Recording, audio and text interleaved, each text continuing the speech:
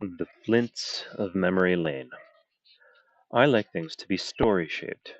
Reality, however, is not story shaped, and the eruptions of the odd into our lives are not story shaped either. They do not end in entirely satisfactory ways. Recounting the strange is like telling one's dreams. One can communicate the events of a dream, but not the emotional content, the way that a dream can color one's entire day. There were places I believed to be haunted as a child, abandoned houses and places that scared me. My solution was to avoid them. And so, while my sisters had wholly satisfactory tales of strange figures glimpsed in the windows of empty houses, I had none. I still don't. This is my ghost story, and an unsatisfactory thing it is, too. I was 15. We lived in a new house, built in the garden of our old house. I still missed the old house. It had been a big, old manor house. We had lived in half of it. The people who lived in the other half had sold it to property developers, so my father sold our half a house to them as well. This was in Sussex, in a town that was crossed by the zero meridian. I lived in the eastern hemisphere and went to school on the western hemisphere. The old house had been a treasure trove of strange things: lumps of glittering marble and glass bulbs filled with liquid mercury, doors that opened onto brick walls, mysterious toys, things old and things forgotten. My own house, a Victorian brick edifice in the middle of America, is, I am told, haunted. There are few people who will spend the night here alone anymore. My assistant tells of her nights on her own here, of the porcelain jester music box that spontaneously began to play in the night, of her utter conviction that someone was watching her. Other people have complained of similar things following nights alone. I have never had any unsettling experiences here, but then I have never spent a night here alone. I'm not entirely sure that I would wish to. There is no ghost when I am here, I said once when asked if my house was haunted. Perhaps it is you who haunt it, then, someone suggested, but truly I doubt it. If we have a ghost here, it is a fearful creature, more afraid of us than we are of it. But I was telling of our old house, which was sold and knocked down, and I could not bear to see it empty, could not stand to see it being torn apart and bulldozed.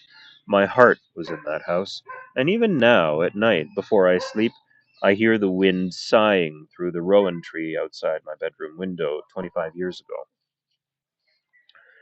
So we moved into a new house, built, as I said, in the garden of the old one, and some years went by.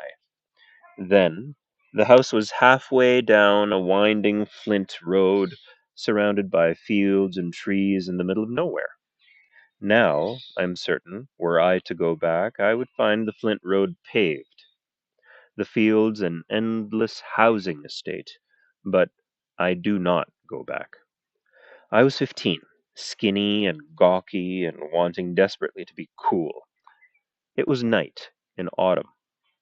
Outside our house was a lamp post, installed when the house was built, as out of place in the lampless countryside as the lamp post in the Narnia stories. It was a sodium light which burned yellow and washed out all other colors, turning everything yellow and black. She was not my girlfriend.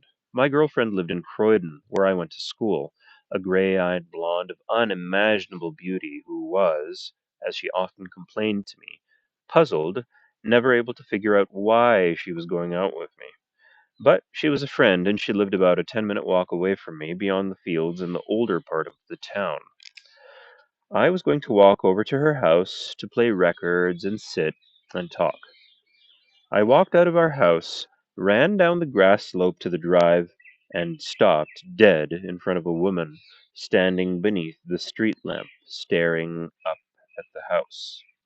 She was dressed like a gypsy queen in a stage play, or a Moorish princess. She was handsome, not beautiful. She has no colors in my memory, save only shades of yellow and black. and startled to find myself standing opposite someone where I had expected no one, I said, "Hello." The woman said nothing. She looked at me. "Are you looking for anyone?" I said, or something of the sort, and again she said nothing. And still she looked at me, this unlikely woman in the middle of nowhere, dressed like something from a dream, and still she said nothing at all. She began to smile, though, and it was not a nice smile. And suddenly I found myself scared, utterly, profoundly scared, like a character in a dream. And I walked away, down the drive, heart thudding in my chest, and around the corner.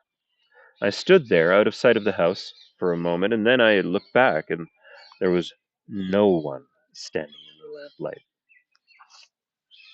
I was 50 paces from the house, but I could not, would not, turn around and go back. I was too scared.